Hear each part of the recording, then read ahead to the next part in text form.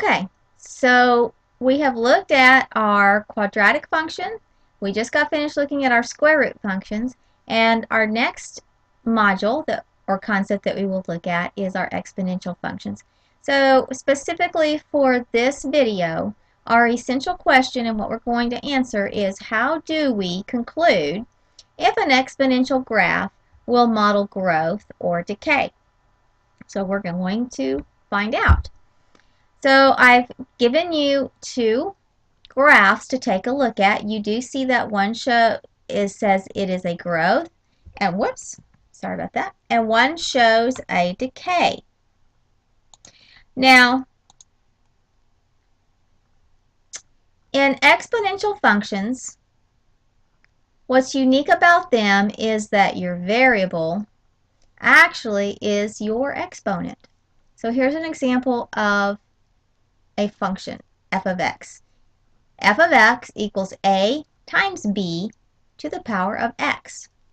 So a is a constant or a number, and b is the base. So understand that when we say b is the base, b is the number that you're going to apply your exponent to. So that makes b very important, because depending on the value of b, you will be able to tell whether the function is increasing or growing, or whether it is decreasing, or what we say decays. So let's take a look at our two graphs. So we'll start with our growth. Your growth graph, so here's an example of a growth graph, and you see that over to the right, your graph is increasing into infinity. We would say that this is exponential growth. This is going to occur when two things happen. If our a is greater than 0, and also if our b, or our base, is greater than 1. Over here, we have an example of a function that shows decay. So if we come over here to the right, you see how, as we go to the right, what's happening to our function? It just keeps going down and down and down and down. You would think actually that it would cross over the x-axis, but it doesn't. It kind of just stays right there, and it just continues on into infinity. You know, we talked about asymptotes a while back, and I told you that asymptotes are where we have no value for x. So in each case, our x-axis here and our x-axis here, we think, or it really looks like it's going to cross, but yet it just keeps going this direction and never hits. So in each of these cases, our x-axis is our asymptote. It gets really close, but never hits it. Over here with exponential decay, look at the stipulation of a greater than 0. So that is for both of them, growth and decay. And think about it, guys. If a was 0, right, we would not have a function.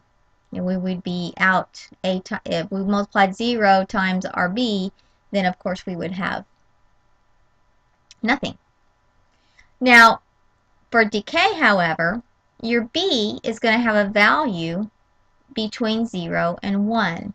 So b in this case maybe could be 0.5, or a half, right?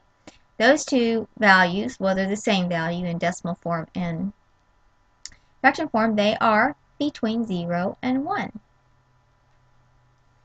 So exponential growth, it's going up to the right into infinity, and our decay, he's going down to the right. It looks like he's hitting that x-axis, but really he isn't. He gets closer and closer and closer, but really never hits. So let's take a look now at a case for growth and a case for decay. Alright, we have two functions here. We're going to focus on our f of x equals 3 to the x power first. Okay, if x has a power of -2, what? Alright, you need to think back to what you learned in algebra and your exponential properties. Remember, if you have a power that is a negative, they want you to drop your base into the denominator. So let's come look over here. So in this case, if we take 3 to the negative 2 power, remember that means 1 over 3 to the 2 power. So 1 over 3 squared then is your 1 over 9. So again, now we have 3 to the negative 1 power. We'll come back over here. 3 to the negative 1 power means you need to drop your base into the denominator. So 1 over 3 to the first power, of course, would be 1/3. Again, let's talk about the power of 0. Remember, you learned in Algebra 1 that if you have anything to the power of 0, it doesn't matter what it is, it will always be 1. And then we'll finish up 3 to the first power. Well, we know that 3 to the first power would just be 3. 3 squared would be our 9. And 3 to the third power would be 27, right? 3 times 3 times 3. Okay, so let's come down and answer these two questions. We're going to use our function, exponential function of 3 to the x power. Does the function 3 to the x power show growth, or does it show decay? So think about it. We are moving in this direction, -2, -1, 0, 1, 2, and 3. So our x values are increasing. At the same time, what are our function's values doing? Are they also increasing? Is 27 greater than 9? Yes. Is 9 greater than 3? Yes. Is 3 greater than 1? Yes. So are we growing or are we decaying? We're growing, right? And if we look at our base, our b in this case, our b equals what? It equals 3. Is 3 greater than 1? Yes. So we have growth because our base b, that being 3, is greater than 1. So let's answer this question. Is f of 4 greater than or less than f of 3? So if we just continued on and we made x 4, can we make somewhat of a prediction of what this value of our function is going to be? What's our trend? More, more. 3 is increasing to 9. 9 is increasing to 27. Therefore, our conclusion would be what? Is 4 greater than or less than? Well, if we have growth, would we not say that it is greater than? We would. So f of 4 is greater than f of 3. Why? Because we're increasing. We go from a 9th to a 3rd, to a 1 to a 3, to a 9 to a 27. All right, now let's look at our next function here. We have f of x equal to 4/10 to the x power.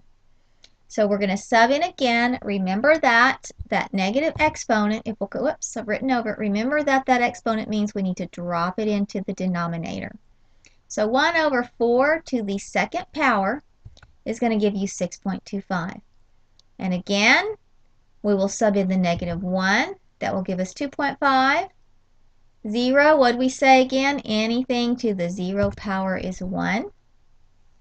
And then over here, 1 to the, or 0.4 to the first power would just be 0.4. 0.4 to the second power, 0.16. And 0.4 to the third power, 0.064. Now, I'm going to move to the next slide, and we're going to answer some questions using our function. I'm going to pause. I want you to pause the video. I want you to answer these questions, and then I'm going to turn it back on. All right, did you answer your questions? Does the function 4/10 to the x power show growth or decay? Well, what is your b? Is your b less than 1? and greater than 0? Sure is. So in that case, we have decay. So in this case, if we have f of 3, would that be greater than or less than f of negative 2? So in this case, we're going from a negative 3 to a negative 2. That would be a what? F of negative 3 is greater than negative 2 because the function is actually increasing as your x is decreasing. So you have an example of exponential decay because of your b. And I'm going to swing it back here a second. And we had an example of growth because your b was greater than 1. All right, bring this to class with you tomorrow and we will continue our discussion.